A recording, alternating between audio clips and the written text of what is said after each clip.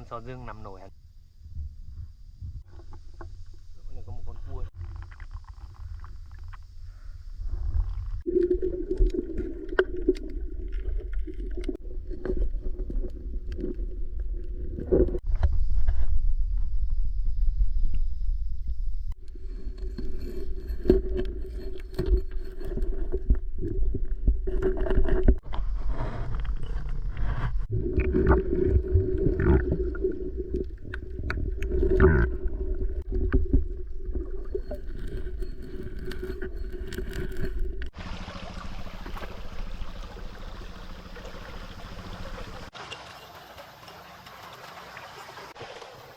Con qua thì khoảng của mình là ngay đây.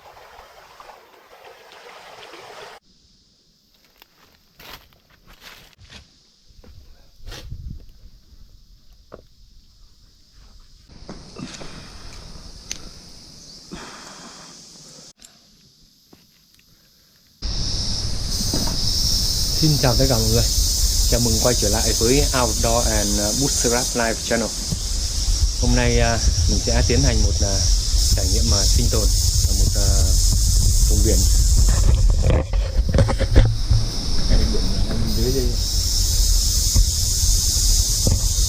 Hôm nay thì mình sẽ đi tìm một loại hải sản đặc biệt, hầu hương. Ở trong miền Nam thì người ta gọi là hầu hương, nhưng mà ở ngoài miền Bắc thì chỗ mình sinh sống người ta gọi là hà đông, cũng có chỗ gọi là thò chôm chôm. Khó đi quá, mình vừa mới phải đi khoảng 5 km đường rừng ra đến đây. Lúc này là vào khoảng 6:30 sáng. 6:30 sáng mình ở nhà đi cách đây cũng phải 1 tiếng rưỡi rồi.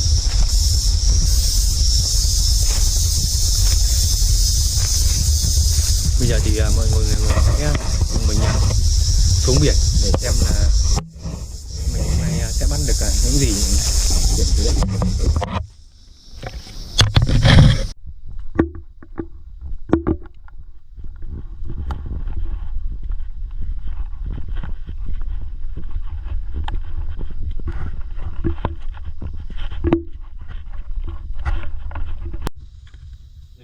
Đây, chỗ này mình thấy một con cua và đang chuẩn bị bắt đấy. Mình phải dùng cái búa này để đập cái san hô này ra thì mới lấy được nó.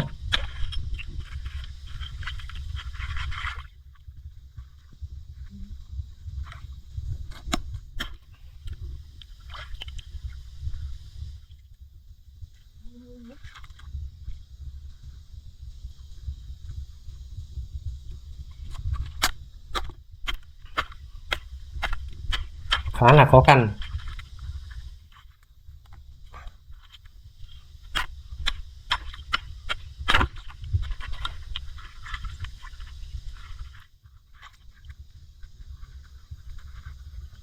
Bùn bẩn nó bắn hết vào máy quay rồi. Đây, mình bắt được nó rồi.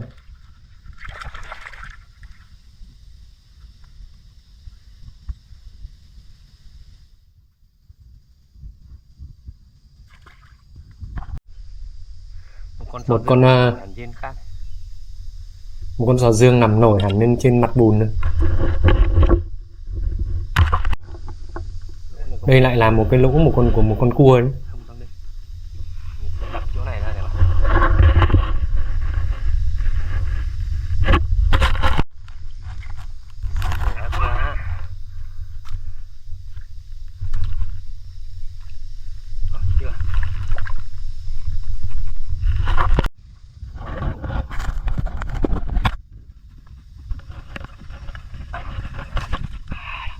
Con này khá là to này.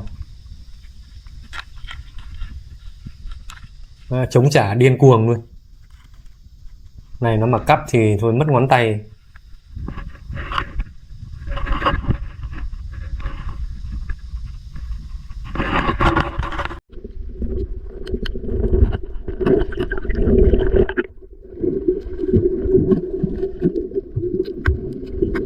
Khi mà nước thủy triều nó xuống đến mức thấp nhất thì thường nước biển nó rất là đục. con hầu hương này, mình đã thấy một con hầu hương. Những con hầu hương này nó rất hay ẩn nấp ở trong những cái gọi là khóm cây ở dưới nước này.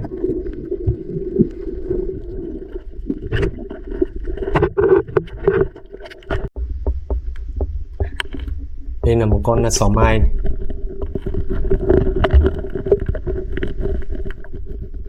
Sò mai này thì ruột rất là to mà ăn cũng rất là ngon.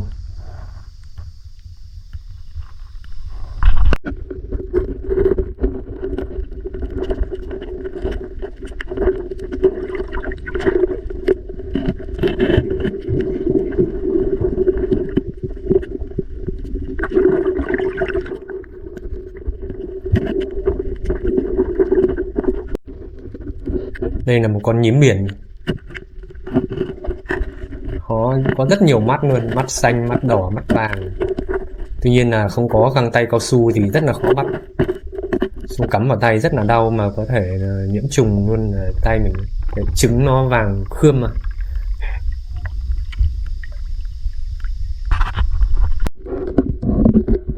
Đây là một con đây là một con hầu hương rất là to.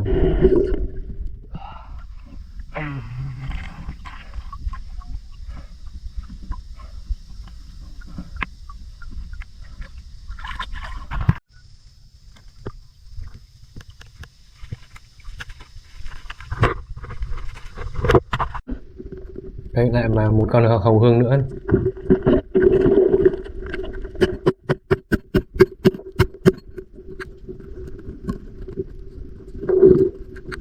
Chắc là chỉ lấy được mũi ruột của nó thôi chứ không lấy được cả nguyên con.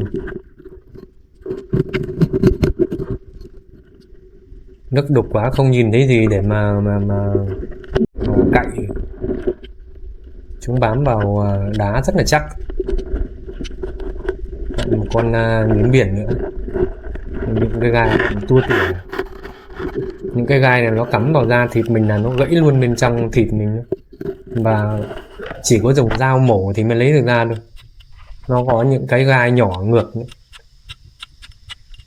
Nó tương tự y như là lông con nhím nữa. Loại này thì nó ăn san hô nữa.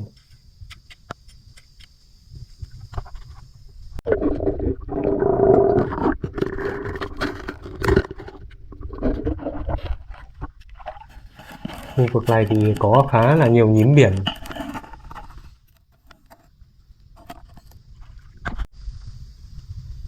Nên chế biến loại này thì cũng khá là khó khăn.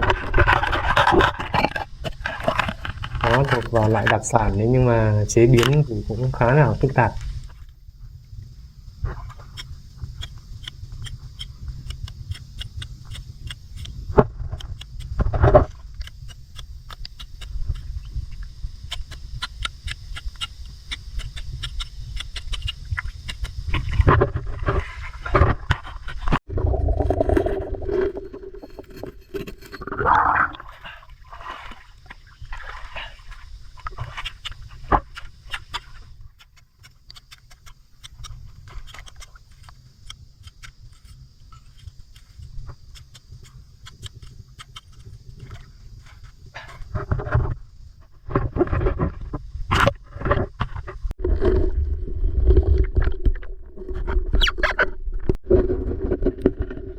Này lại một con hầu hương nữa.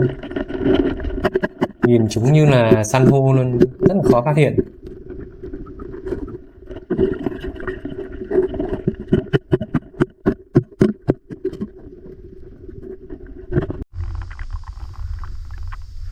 Đấy, ruột của nó rất là to. Cái còi của nó ở giữa này ăn rất là ngon. Một con nhím biển nữa.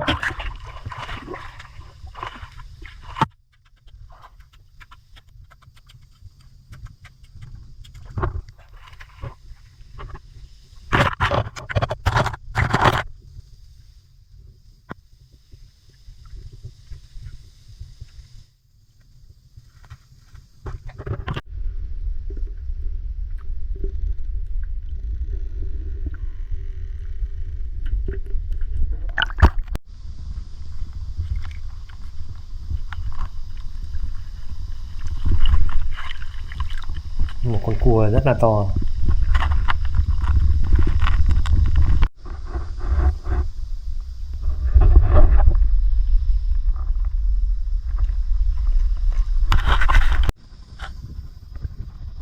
có một con nữa.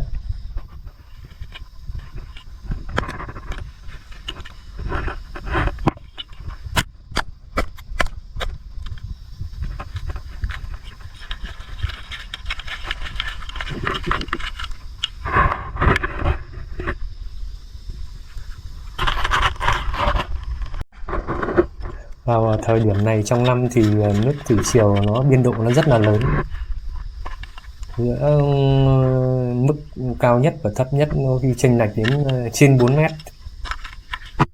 Bình thường là khoảng 3,5 mét, 3,5 mét. Nhưng là thời điểm này trong năm thì có thể đến 4,2 mét. Và khi nước thủy triều đến mức cấp nước thì tất cả các dạng san hô đều lộ ra hết.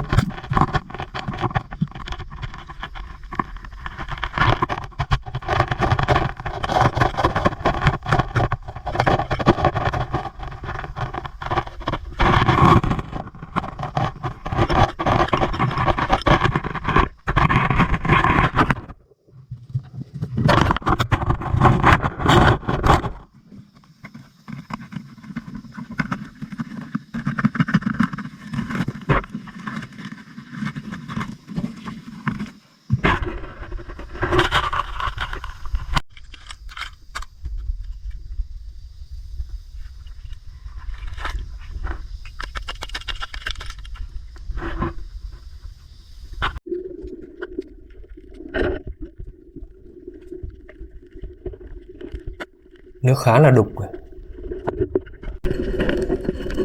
cách đến khoảng 1,5 mét là không nhìn thấy gì nữa.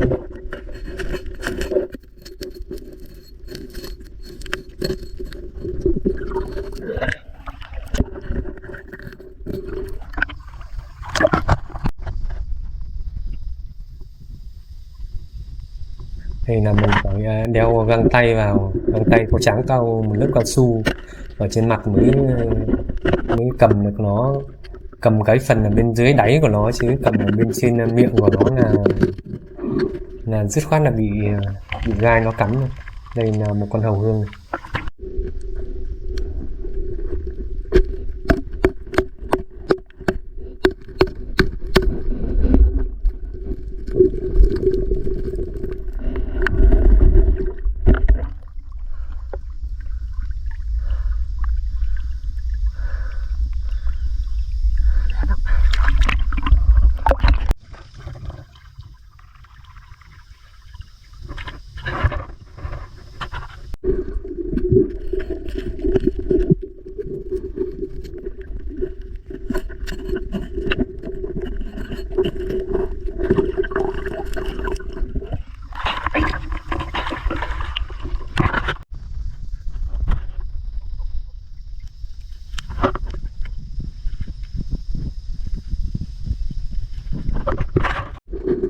Một con ghẹ đang lấp ở dưới cát đây, mình bắt được nó rồi. Ghẹ khá là to.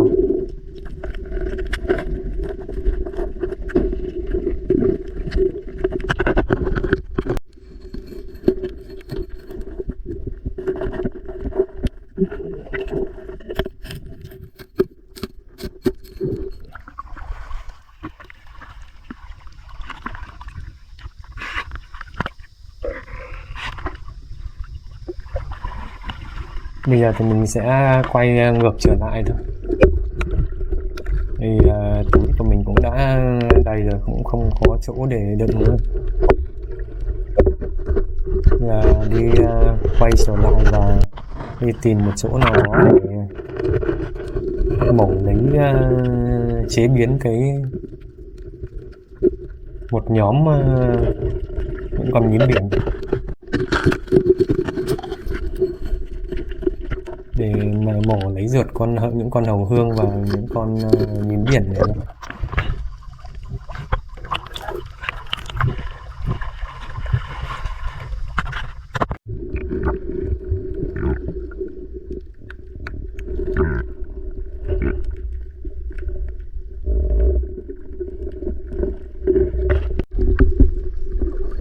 Đây, chỗ này còn rất là nhiều, tôi cũng không thể bắt được nữa.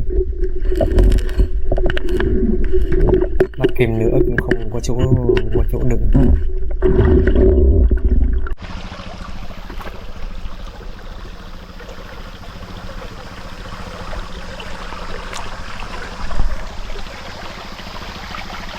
Bây giờ mình sẽ tiến hành mổ cái con nhím biển này ra để lấy cái mũi trứng của nó thôi. Nó cầm này nó nắm gai, nó cắm mọi người, đau lắm. Mình chỉ cắm mấy cái mà ngón tay này. Rất là đau.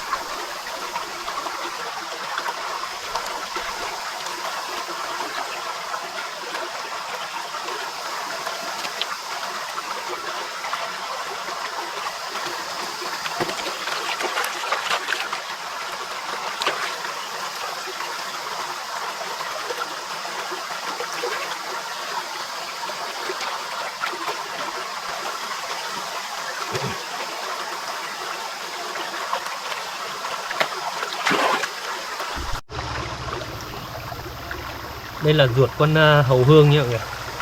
Đây, vỏ nó đây. Thế nhưng mà muốn ăn được ấy thì phải đây này. Phần màu đen này là cái thuốc của nó. Ăn vào thì sẽ bị say. Cái này là để nó chống cua mới gẹ ăn thịt nó nhé. Ăn vào nó sẽ, mình ăn vào là nó sẽ bị say. Đấy, tay giày lôn mửa. Nên là ai mà trong số mọi người mà có ăn những cái loại này thì cũng nên cẩn thận nhé.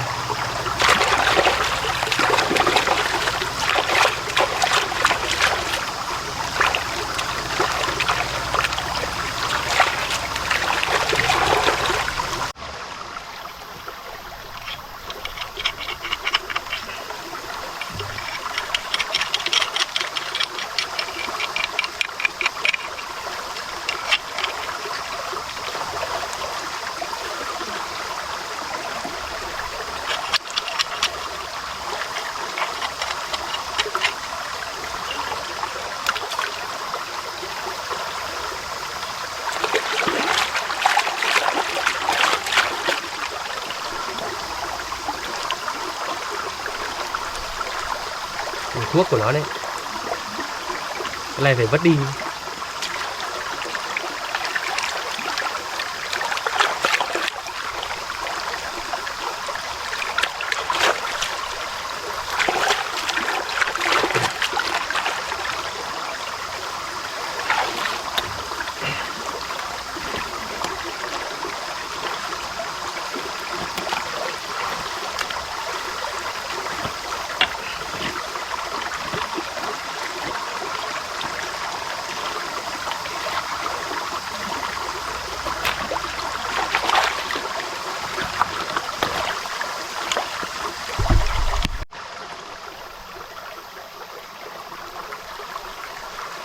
Trông nó giống như một cái quả chum chum, y hệt một quả chum chum. Thế nên nhiều nơi người ta gọi là sò chum chum. Nhưng Ở mình thì chỗ mình thì người ta gọi là hà dâu, bởi vì là xung quanh miệng của nó có những cái dâu này, nên gọi là hà dâu. Còn một số nơi ở trong miền Nam thì người ta lại gọi là hàu hương, vì ăn nó rất là ngon nên người ta gọi là hàu hương.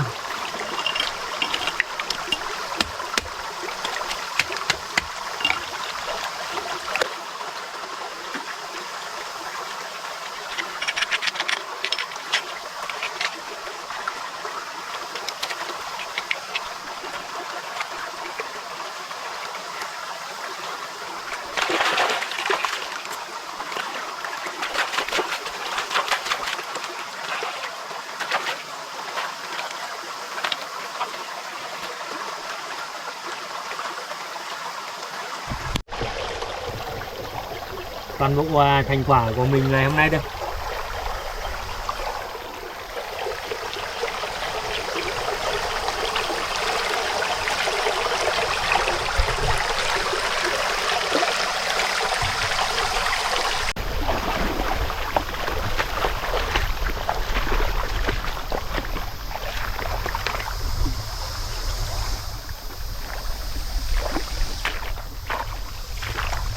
Nước biển hôm nay rất là cạn.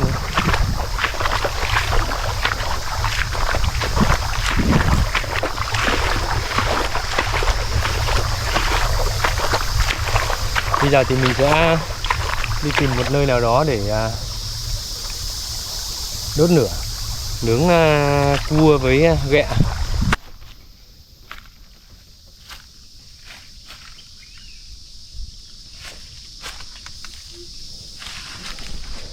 Có lẽ bây giờ mình sẽ đốt lửa ở đây để nướng thức ăn.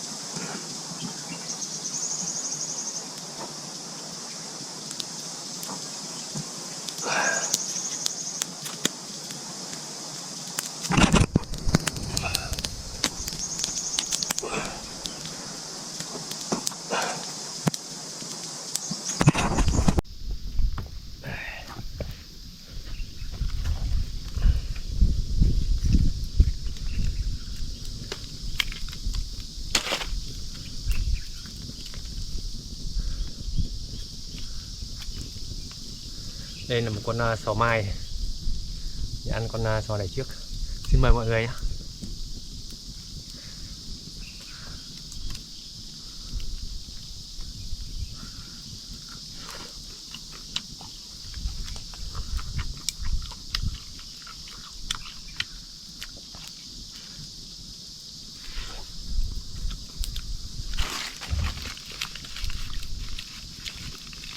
Rất là ngon rồi.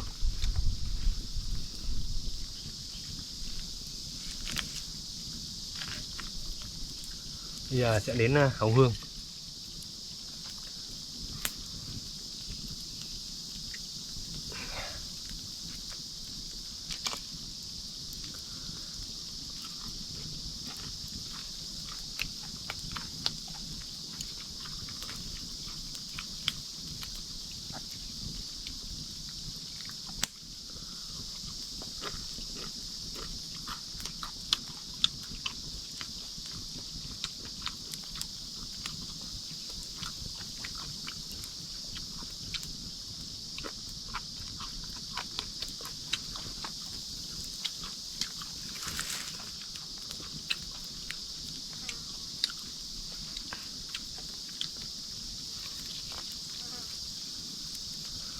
Rất là ngọt, rất là ngậy.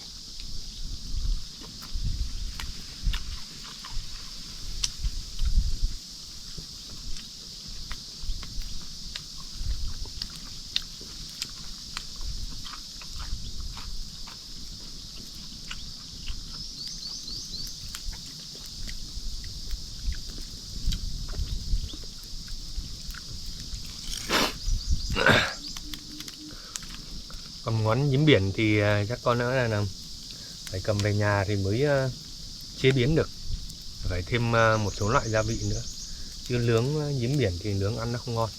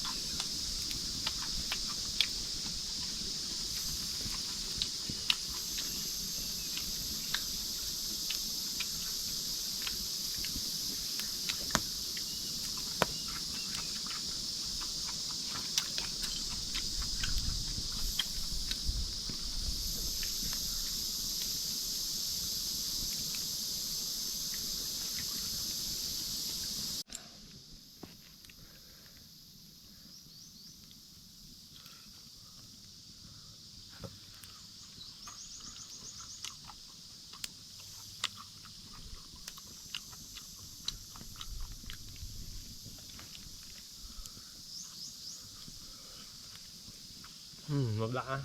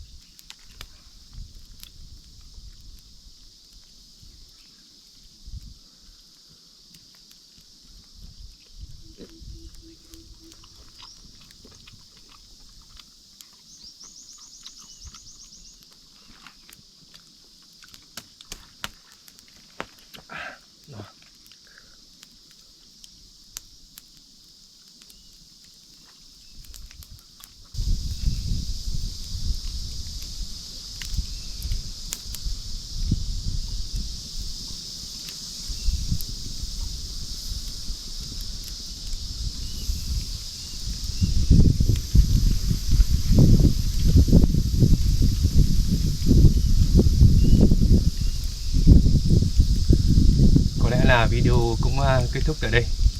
Hãy like và subscribe nhé.